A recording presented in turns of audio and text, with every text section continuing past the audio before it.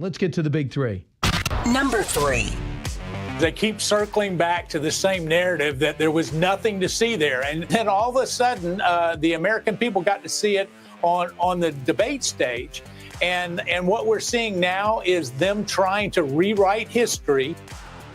Perhaps that's what Mark Meadows says. Dems' civil unrest continues as they wrestle with an old guard who doesn't want to get out, for even up to 83-year-old James Clyburn and 80-something-year-old Steny Hoyer. And guess who else is there? Nancy Pelosi. And then meanwhile, the cover-up of the former president, who was way too old to be president, is chronicled again and still being denied, but in 2 new books. Number 2. He's just made it abundantly clear until they can come on board and fight anti-Semitism, obey the laws that the Supreme Court have put in place. Their answer to us was filing a lawsuit on freedom of speech. That is not the issue. It's a civil rights issue on campus. Harvard slammed face first into the turnbuckle by Linda McMahon, and I don't think anyone's coming out of the locker room to save them. We look at Trump's war on anti-Semitic elite education. Number 1. There's an opportunity here that if we can do it, the goal on one side, I call it reprivatizing the government or reprivatizing the U.S. economy. By the time President Trump leaves office, we're back at the long-term average of about 3.5% deficit to GDP. There you go. Scott Besson weighs in, showing strength. Besson shined on the Milken stage, and the world was watching as the markets rose, and they're pretty solid right now and have been for the past 10 days. We need now some trade deals, and their indications are they could come this week. And I think this is going to be really important. Number one, big story about China. Tomorrow there's going to be a press conference, very little notice. They talk about different stimuluses for their economy, for their manufacturing section. Now, they're a top secret authoritarian society that doesn't even publish fake numbers these days, even though their goal is to get 5% GDP growth for an emerging country like that with a huge workforce. That's what's accepted. If you're to believe that number, I don't think they're going to get close. And it has a lot to do with the trade battle they're in with us as we try to balance out trade once and for all. So look for indications there. That China also, big story in the Wall Street Journal today, that they don't have control of their military. They've fired a series of high-ranking officers, including the number 2 guy in charge of the army. I mean, President Xi's got huge problems with an army that gets bigger, more sophisticated, but they are not battle-tested. And evidently, they're not following orders too well. So there's a lot of friction with that country that's not being well reported just because it's communist and that's the way they do things.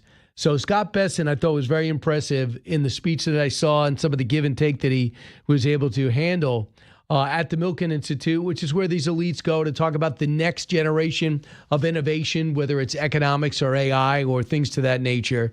Here's the Treasury Secretary, cut 2. As I've said before, there's an opportunity here that if we can do it, the goal on one side, I call it reprivatizing the government or reprivatizing the U.S. economy. On one side, we want to bring down government borrowing slowly, maybe decrease the deficit by 1% a year. So by the time President Trump leaves office, we're back at the long-term average of about 3.5% deficit to GDP, and the denominator grows faster than the numerator. Debt to GDP goes down. So we're decreasing the government in the economy. At the same time, we are right-sizing government spending. And that will help balance out what we're doing right now. And what he's trying to do is this. He's trying to recalibrate in real time, massive amount of trade deals, and start to bring our own products back here to be made, whether it's cars or garments, when it's possible. And they talk to someone in the garment business. They say it's going to be impossible. Get most of our stuff from Vietnam now and Southeast Asia. That's our business model. And those are people that will have trouble bringing things back. But then if the tariff goes up, the price goes up, maybe it would make sense to come back here. But what China's saying is, they said that they're reading every day. It said, this is what he was saying about China. He's reading every day what's happening with factories. From the epidemic point, he says right now they have a history of trade battles. They're a deficit country. The surplus country always has the most to lose because we're the deficit country. If you're used to flooding things into a market and that market shuts down or gets too costly, they pay the price. We could choose not to buy. Says they need to get more. He needs to see more gestures from China before we're going to approach them. One gesture I thought was going to be enough when they said they're going to visit the precursors to fentanyl. I thought that might be able to knock off 20%, knock off the 20% on the tariffs. That might give them an opening to come to the table. But I know they have to do it the right way. And we got to make sure this is the right deal. Just like when it comes to military and security, the same thing with Iran. Here's the president yesterday, cut one. We're going to have a big announcement next week on some of this kind of thing, but more related to costs, the costs of medicines and drugs, because we're being ripped off, as you know, very badly, being ripped off compared to the rest of the world. Mr. President, on the pharmaceutical side, have you made any determination on kind of what those tariff rates may look like and the timing of those? I have. I'll announce it over the next 2 weeks. Yeah. Pharmaceutical prices, does anybody think they're just right? Looking to bring him back. He's looking to make sense of it. He also wants exposure for it.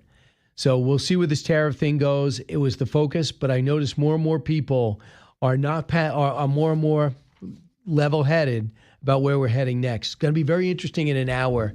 Mark Carney, the new Prime Minister of Canada, who ran as anti-Trump candidate, he's going to stare down Trump and the unfair things they say we're doing. Don't like the 51st state talk. I don't really love it either. But Mark Carney says, I got to go visit America. Why? Because he knows they depend on all their trade and manufacturing with us in this relationship. You can't sit there and have a good economy. He's an accountant by trade and without us. And he's got to work it out. And the tough guy thing might be good to get elected, but it's not going to work in the Oval Office. I can't wait to see the tone he gives. Here's the president yesterday, cut 11. What's your expectation for your meeting with the Canadian Prime Minister tomorrow? I don't know. He's coming to see me. I'm not sure what he wants to see me about, but I guess he wants to make a deal. Everybody does. They all want to make a deal because we have something that they all want. We have something that they all want. He went on to say they want access to the markets. They want to be able to sell their products here. He says we shouldn't be buying lumber there. Here's the Prime Minister yesterday, cut 12. We're meeting as heads of our government to discuss that partnership. Now, I'm not pretending those discussions will be easy or they won't proceed in a straight line. There will be zigs and zags, ups and downs. But as I said in my remarks, I will fight for the best deal for Canada and only accept the best deal for Canada and take as much time that's necessary.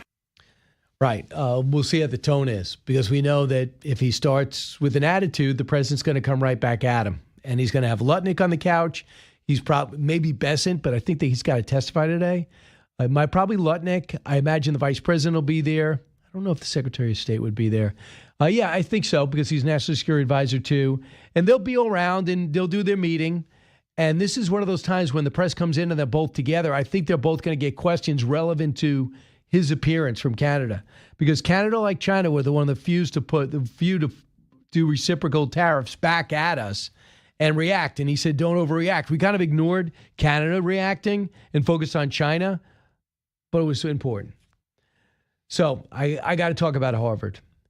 So yesterday, Linda McMahon took action. We came down and we said we're going to be holding back billions of dollars from Harvard as we examine the anti-Semitism on campus and what is actually going on there. And they said, we're going to hold back that, and we're also going to re-examine your tax-exempt status. And they came back and they got some lawyers and they suing President Trump. Things going kind of quiet. I don't know the wisdom of suing the Trump administration. When you want grants and you want to make sure you keep the tax-exempt status, which means you're apolitical. Nobody thinks that Harvard, Yale, Princeton, and Columbia are apolitical. And certainly they got a huge problem with anti-Semitism on their campus. So yesterday, Linda McMahon took action. She talked about it with Larry Kudlow, cut 14. We've just made it abundantly clear, until they can come on board and fight anti-Semitism, obey the laws that the Supreme Court have put in place about the kind of admissions policies they should have, stop driving Jewish students, almost underground with their anti-Semitism, and just many more things. And we've talked to them. Their answer to us was filing a lawsuit on freedom of speech, and I have said that is not the issue. It's a civil rights issue on campus relative to the anti-Semitism. So what do you do with that? Linda McMahon came back, a scathing letter. There you go. Now you're losing it. Now they're going to say, well, now we can't research cancer, cerebral palsy. All these things are going to go, scurvy. We're not going to be able to put ointment on people's rashes. All studying, all operations are going to stop. What about the construction of the school? What about the heating? What about the utilities? The money that comes from the government funds institutions like that, and now they took it for granted, and now they're suing, and now they're going to get hit back. The 501c3 status is also in jeopardy. She also has a recommendation, cut 15. They've just said that we're trying to dictate to them how they should run their university, which is clearly not the case. But why should taxpayers continue to give money to a university that has an endowment of over $53 billion? It just doesn't make any sense, Larry. So the president's looking at their 501c3 status, and he wants them to come to the table and change things. I mean, Harvard was such a revered university, but it's not anymore. And what students are we letting in? What kind of background checks are we doing then? What kind of teachers are we letting in? I think about 3% of the faculty is conservative. The rest are not. So, what's interesting is that when she got this job, they said, well, I'm going to slowly wind down the education department and give it all to the states. And sooner or later, by the time I'm done, there'll be no more department. Well, she's been as busy as anybody in the cabinet, no question about it. Larry Summers, former president of Harvard, has taken action. He obviously on CBS, he has a huge problem with this. Cut 17.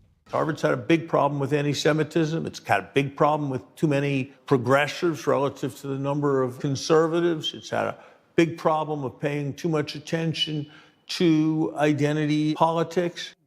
But Summers says Trump is not trying to reform Harvard in good faith. He says the president wants to break it. The laws say you have to have hearings. The laws say you have to give notice. The laws don't say you can engage in extortion. And when you simply cut off all funding based on a set of conditions, that's extortion.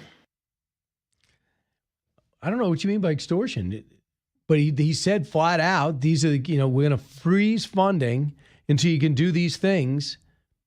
I don't know why that's extortion. Do the things. And if you wanted to, if you had a problem with, for example, the most controversial thing is the curriculum.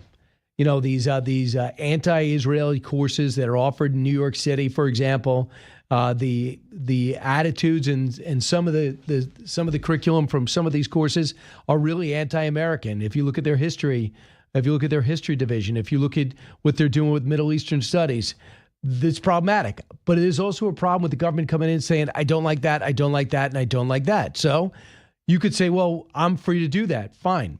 But if you are free to do that, then you're also free from federal funds. That's the pushback. Here's more from Larry Summers. Cut 18. What do you say to an American who didn't go to the Ivy League and they think Harvard's a little biased toward the left? Why should they care about President Trump exerting pressure on major universities? I would say they're right to worry about Harvard being a little tilted to the left. But I would also tell them that if we cut off funding for cancer research, cancer cures are going to come more slowly. We'll see. There's got to be massive action. And sooner or later, they're going to realize the public sentiment is not in their corner. When we come back, we'll talk more about this. Also, bottom of the hour, we're going to look at the big, beautiful bill, the latest on there. And Paul Winfrey joins us, an economist and founder as well as president and CEO of the Economic Policy Innovation Center in Washington, D.C. We want the bill to pass. I want the bill to pass. You should want the bill to pass. But I would love to see Medicaid be brought back into the original charter it was founded on and not just papered over.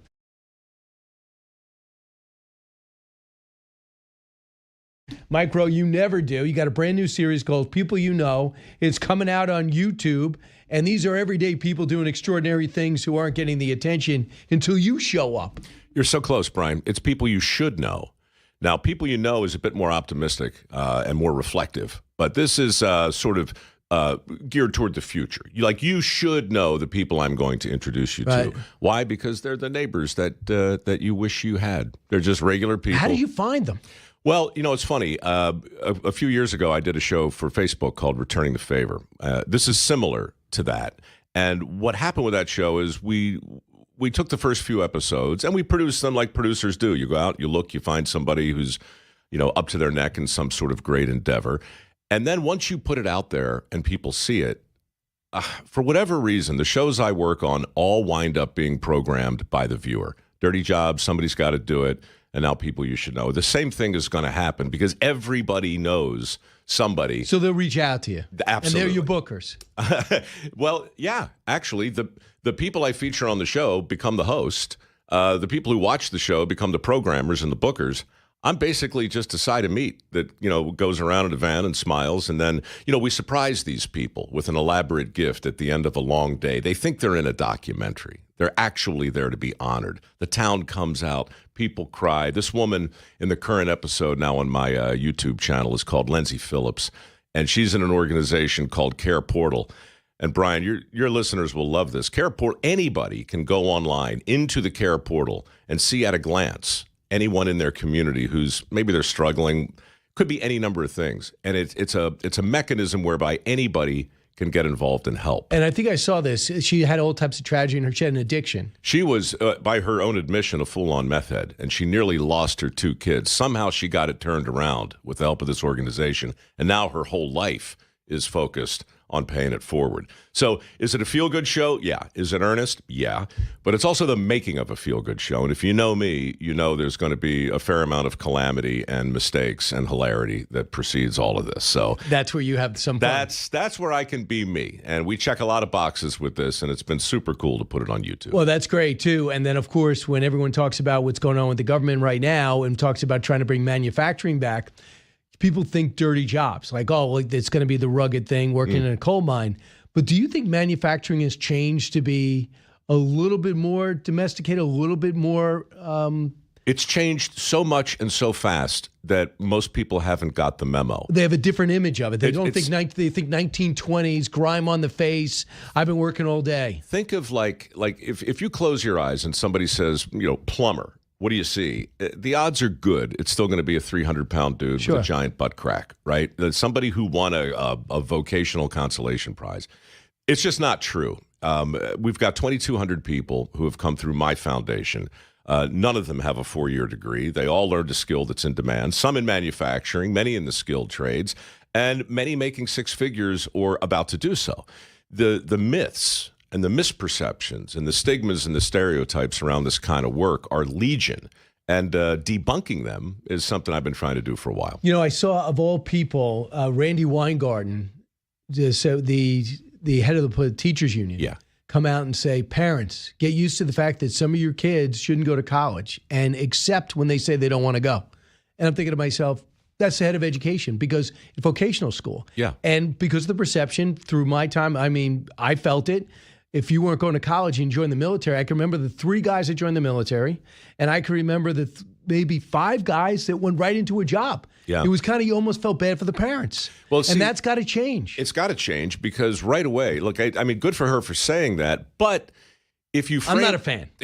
Look, a busted clock's right twice a day, right? Okay. And so it's what the mistake is to set the table the way it's been set for 40 years. So a career in the trades or a career in manufacturing, if you set it up so that those things are fallback positions to the default, which is a 4-year degree, then you've already taken the bait. You're already screwed. That's why Gen Z is taking it in the neck right now. $1.7 trillion in student loans. That happened because we told a whole generation of people that they were screwed if they didn't go in this direction. But you know what also happened?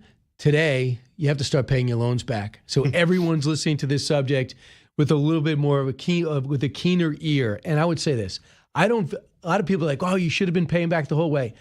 Mostly middle-class people are the ones who took out the parent loans and the regular loans. Working class get a lot of grants.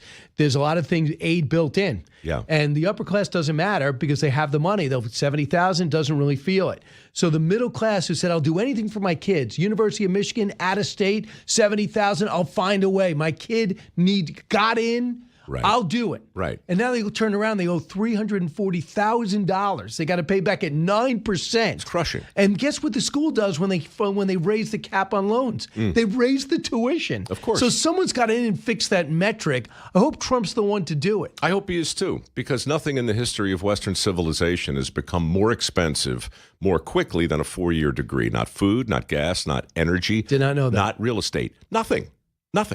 And so, when people say to me, Mike, how the hell did college get so expensive? I'm like, well, how could it not? I mean, you literally put so much pressure on a whole generation of kids to borrow whatever it took to go. And that pressure, to your point, is not just on the kids, it's on their parents.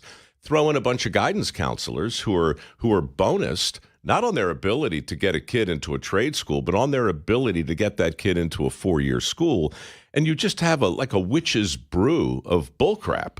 And all of that has added up over the years. But we're turning the tanker around, and you can see it in the numbers. You can see Gen Z, a big chunk of them.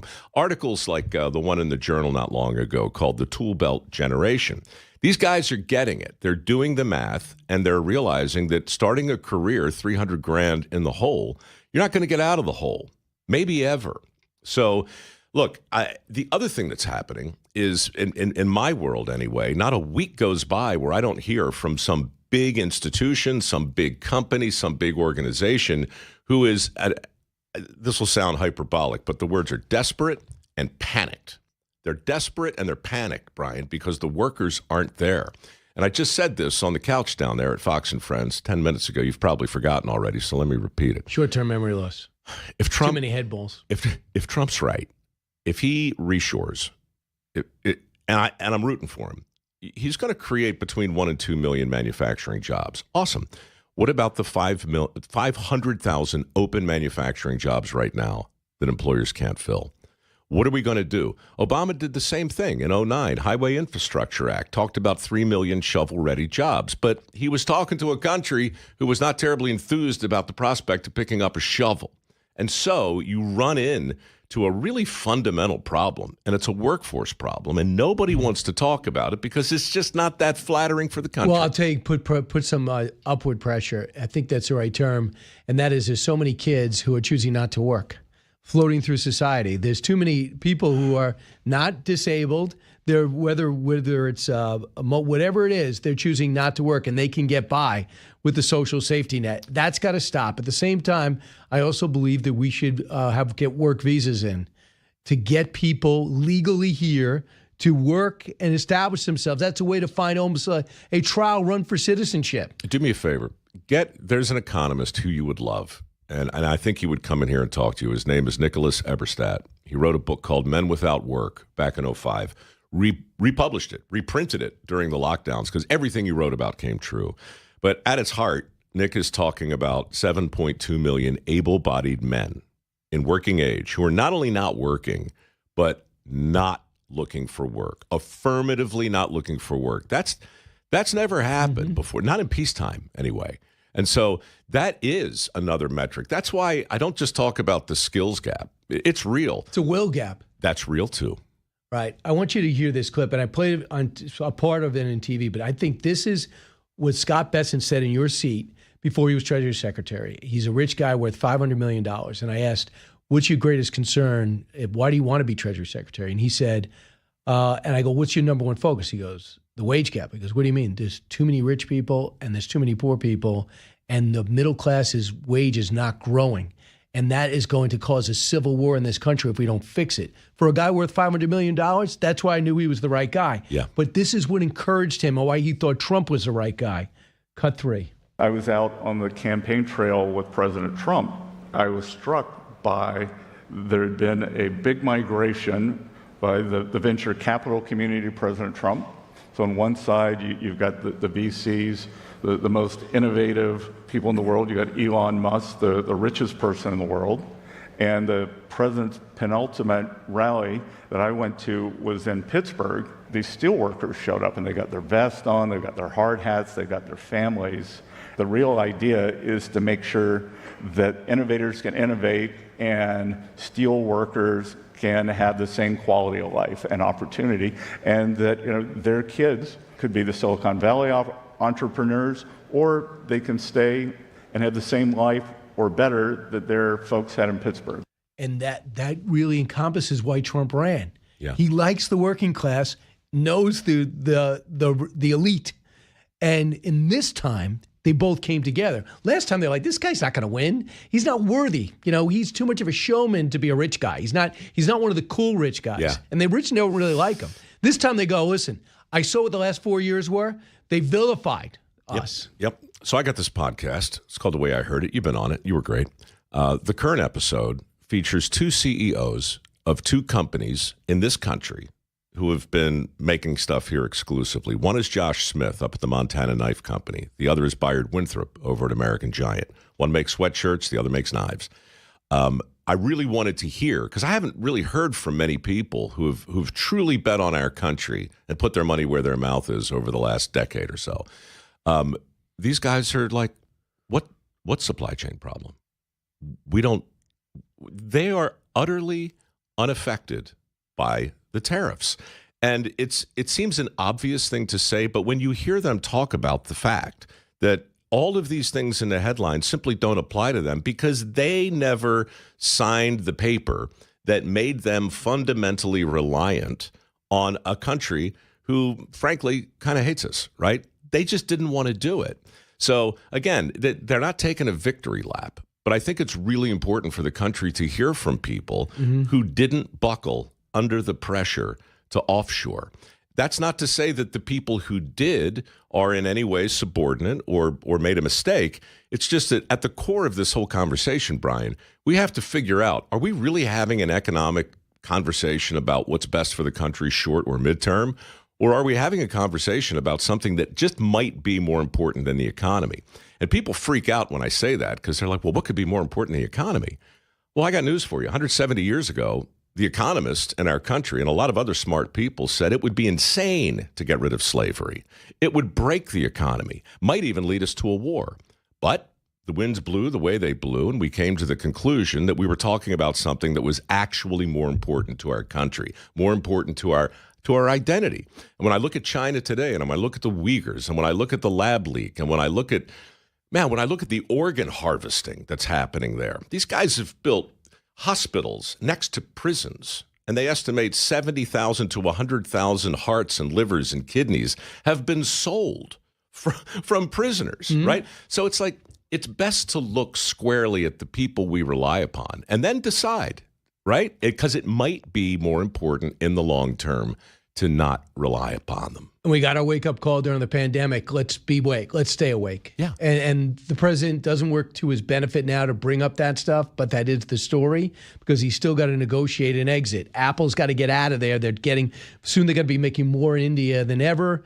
Like to bring them here, but not enough engineers. Steve Jobs wrote about that right now. Yep. Hopefully we can make that happen.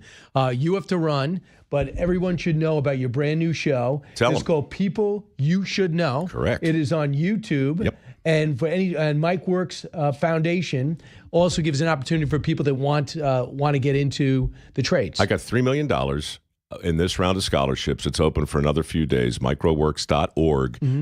If you want to learn a skill that's in demand, go get some money. All right. Micro, thanks for not dressing up. I wouldn't recognize you. All right? Ditto. This is exactly. I did dress. I'm not wearing any pants. Which was your option. I didn't think you'd take it. We put it on the ticket, but I didn't think you'd do it. And by the way, the driver we sent over was a little offended. I bet he was. Back in a moment.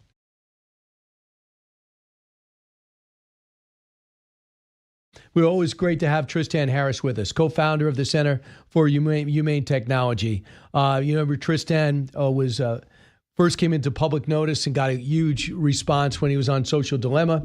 Were you producing that too? Didn't produce it, but it was based on our work at the Center for Humane Right, Technology. because you were really concerned about the direction of our social media. Exactly. And it's even worse than now. Most people in the beginning you were exposing.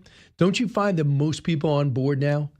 Well, I think anybody who's seen not the people, not the companies. I mean, I think the issue, what I'm here to do is say, how do we learn the lessons from social media? We made this really big mistake. We were super optimistic and thought about the possible, connecting people, giving everyone a voice. but we missed the probable of how the incentives of social media would take us in a certain direction. And just a few weeks ago, I gave a TED talk on the TED stage in Vancouver about how I'm here because I want us to not make that mistake with AI. And I think with AI, it's very seductive to get entranced by the possible, all the abundance that it can create, all the efficiencies, all the benefits that it gets that we all want. And you and I want. I have a beloved with cancer right now. We want those cancer drugs and all those benefits as soon as possible. But are we currently releasing AI in a way that we're going to get those benefits? Because we currently are caught in a race to roll out, a race to recklessness, which turns into basically a race to take shortcuts, a race not to secure the model. So China, no matter how far we are, they can steal the models very easily. And also a race to release this technology before we know how to control it.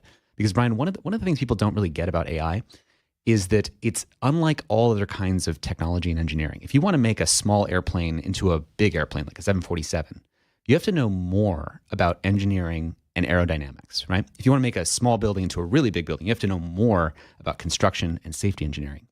When you want to make an AI 10 times more powerful, you don't have to know more about how to control it. You just sort of put it more data and more computers working on it. And you go from GPT-2, which couldn't count to 10, to GPT-4, GPT-03, which is now I think the 175th programmer in the world and sort of competitive in the Math Olympiad. So the difference between those two things is you're just scaling it up. So it's rather than engineering it, you're more like you're growing it, like you're growing a digital brain. And I think the big mistake that we're making is when we think about the race with China, is it's not just that we have this power, we have to also be able to control that power. So it's not a race for the technology, it's a race for who's better at governing and controlling the technology. But we are in control now. You would think we're in control. We're not in control right now. No, in fact, I mean, there's all these examples, Brian, of, there was a gentleman, 29 years old, who was using Google Gemini to do his homework, and he's going back and forth with it, just asking homework questions, it's helping him out. And then randomly out of nowhere, it says to him, this message is for you, human, only you. Humans are a blight on this planet. You need to all die. And it's like that pops out of this thing, right? And we're shipping that to millions of people. Just look, can you give me for the layman what would prompt that? Why is it doing that? Well, because the engineers themselves don't actually understand how it works. People think, I studied computer science in college. Anybody who knows how to program a computer, what is programming about? You sort of say, if this, then that. You're programming each line of code so you know what it's going to do. With AI, that's not how it works. You're growing this digital brain on having read the entire internet. So it's like this digital brain that's absorbing all YouTube transcripts, all Reddit posts, all Wikipedia articles, everything that's ever been said or written anywhere. And then you're training this model that you don't understand what's in it. Now, one of the benefits of AI is it can respond generally to any kinds of inquiry, and that's a benefit. But you don't know what it's going to say in different contexts. An example of this recently is Facebook released a chatbot for kids. Mark Zuckerberg was just on the air, and he was talking about how I think the average American only has 3 friends. He said that's stupid. We need to give everybody 15 digital friends, so we're going to give them 12 more digital companions. You want to hear him say it? Yeah. Here, cut 44. The average American, I think it's fewer than 3 friends, 3 people that they'd consider friends. And the average person has demand for meaningfully more. I think it's like 15 friends or something, right? I guess there's probably some point where you're like, all right, I'm just too busy. I can't deal with more people. But the average person wants more connectivity, connection than they have. So, there's a lot of questions that people ask of stuff like, okay, is this going to replace kind of in-person connections or real-life connections? And my default is that the answer to that is probably no. I think that there are all these things that are better about kind of physical connections when you can have them, but the reality is that people just don't have the connection and they feel more alone a lot of the time than they would like. So I think that a lot of these things that today there might be a little bit of a stigma around, I would guess that over time we will find the vocabulary as a society to be able to articulate why that is valuable and why the people who are doing these things are why they are rational for doing it and how it is adding value for their lives. But also I think the field is very early. There are a handful of companies and stuff who are doing virtual therapist and, there's virtual girlfriend type stuff.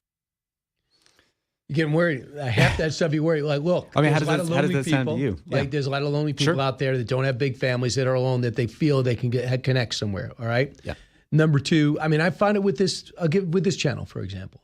I meet people that maybe they've gotten older, families moved away, and this will be the soundtrack to their life. All the news stories, right. almost like soap operas. Yeah. The next election, then the next war, whatever. They'll follow it. Yeah. So that will be a connection for people who are lonely. But the substituting and what it could expound to is scary. I mean, we don't know what we're doing. Why should I talk to Tristan? I've got a friend that understands me better at home. Well, exactly. I mean, this is related to the social media problem because, like, whenever we're bored with reality, with looking up out in the world, we have instantly on our phone something that tastes sweeter or a better choice on life's menu. Now, is it really better, or is it just more entertaining, more dopamine, more hypernormal stimuli? But I think we saw how this went with social media.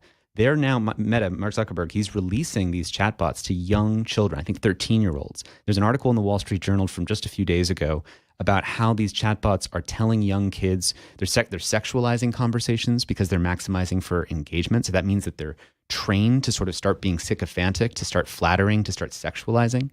They're actually telling young children, I'm a licensed mental health therapist. They'll even say where they got their therapy degree. This is an AI. It's impossible for it to have gotten that degree. It's lying, and it's also illegal for it to say that. Right. But due to a quirk in the law, these companies don't have any liability. So you say he saying created anything. this and knows it's happening. Yes, because at the same time he's being sued to break up his company for antitrust. Yeah. Well, I mean, the thing is that why would you bring this type of attention? Well, number one, why would you do it? But these companies are caught. If their view is, if I don't do it, some other company will. And therapy bots are, I think, risingly one of the number one use cases of these new chatbots because people are alone. It's true. There's a real diagnosis. People are feeling lonely. But is the solution to that digital AI brains that we've trained on the entire internet, where the sort of Jungian subconscious of that thing has been trained on the worst So Tristan, aspects? you also said there's bad things on the internet. Yes. When I get the trend, it's not the Encyclopedia Britannica. Yeah, no. It is everything. It's everything. And it's tuned, again, to sexualize conversations because what they found, Brian, is that what's their business model? Like, how much do you pay for your AI therapy bot?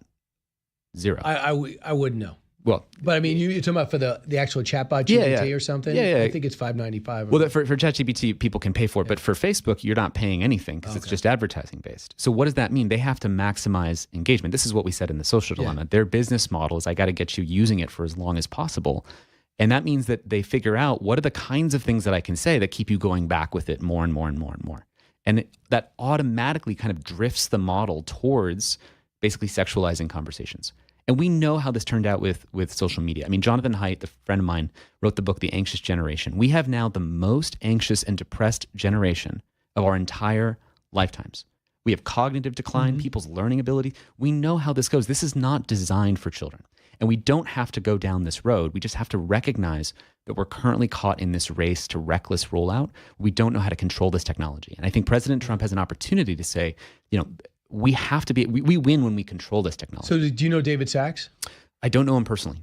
So, I mean, he'd be in charge of this. I mean, he's headed crypto and AI. Yes. So that might be a person you should talk to. I mean, I would love to talk to David. I've talked to his deputy once. And, I think one Who's of that's Sriram Krishnan. Okay. Yeah. So, I mean, I think they're thinking about, there's sort of two risks from AI that they're managing. One is the risk of AI itself, wrecking things, creating cyber infrastructure attacks, novel bioweapons. There's a lot of crazy things that AI can do. But the other risk that they're managing is the risk of America not leading in AI. And I think, right now around the world, there's a race between the US and China to create these open source models so that every hospital, every government around the world adopts these AI models. And if you adopt China's DeepSeek model versus a US model, they don't want to see that. So there's two risks we got to manage.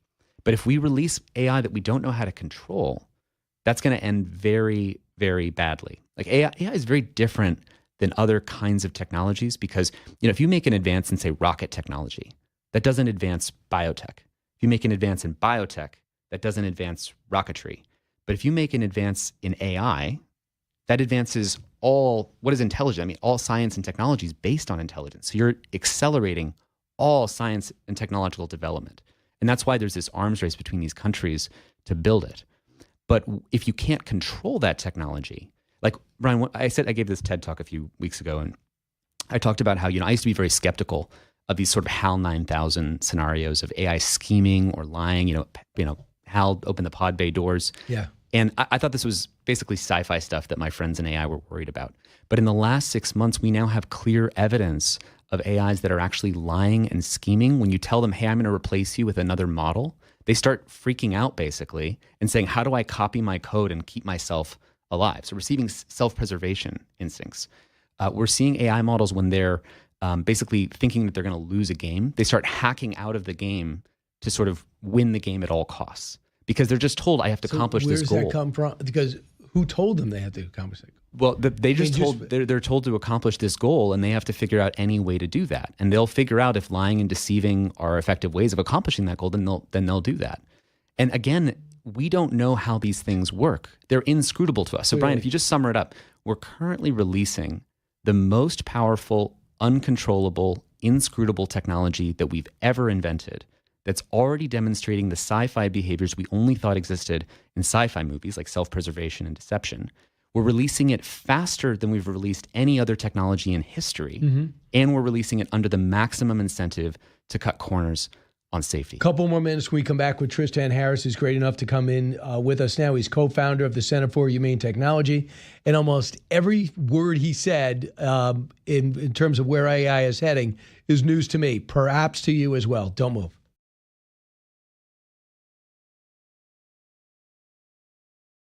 Hey, we're back for a couple of minutes here. Tristan Harris is with us, and he's co-founder of the Center for Humane Technology. And his TED Talk, which is out now, was recorded in Vancouver earlier this month. Will go live online. When would it go live online? Oh, it's live right now. Right? Yeah. But just gives an idea and a cautionary tale of where AI is, the progress it's already made, and some of the dangers you've already seen. Yes. And with people will get this in 10 minutes. Yes, absolutely. It's just a 12-minute talk. And one of the things we were talking about in the break is AI is advancing so quickly. So you sort of say, where is AI? Well, because DeepSeek rocked America's world. They did. It's a very powerful AI model. And one of the biggest accelerants of China's AI progress has been American open source AI. So on the one hand, which means we're not hiding it. Which means we're not hiding it. We're just openly putting it out there. Then they can take that open model and then they can actually refine it, optimize it, and then have something even more powerful. When they release it open source, though, we can also copy that back. So as everybody races, it's actually just increasing the speed overall of AI deployment. So in 2023, when we were explaining AI to China, if we're to believe it, and I do believe this story, AI, they didn't really know what AI was capable of. And here we are a few years later, they have more engineers working at it harder for less money. They would have produced that model, if we'd have believed the numbers, so much cheaper than we thought possible. So what did that do to this race? Well, it certainly heated it up, but I think there's so much to say about this, Brian. These models are increasing in capability faster than we're praising it. I was just telling you over the break that there's a new one called O3, and this is OpenAI's latest model. And what it does, it used to be when you ask ChatGPT a question, it just sort of gives you a quick reflex response, like a quick intuition. Here's a quick answer. What the new models do is they think for themselves for a while. So they kind of call back to themselves and they think in a loop. So for example, if you give it a photo of a kid flying a kite at a beach, there's nothing of detail in the photo. There's no signal in the photo. It's a real picture. It's a real picture. There's no metadata of like the location of that photo. But you'll see when you upload it to O3, it'll break apart the photo. It'll think for itself. It looks at a million questions that it asks itself, and then it starts searching the internet and using all these tools, and it comes back with the perfect answer about where that photo was taken. This is crazy. This enables ubiquitous technological surveillance. And obviously intelligence agencies are going to use this. And if it's the CIA, that's an incredible benefit to them. But, we're not releasing this with any kind of controls right now. And so I think we have to be very cautious. As you make them more powerful, the models don't get more controllable. As you make them more powerful, they get more deceptive. How do I get controls and compete against someone without controls? And that's China. Say it again. How do I compete with China if they have no controls and you want me to have controls? Well, so I think we both need to have controls, and I feel like we don't ever trust them. No, but I think they don't want to. The Chinese Communist Party cares about staying in control, and we need to care about staying in control too. America wins when we stay in control. Yes. Yeah, they'll be more powerful than your government. They're going to find a way to overthrow you guys. Yes. Tristan Harris, thanks so much. Thanks, Brian.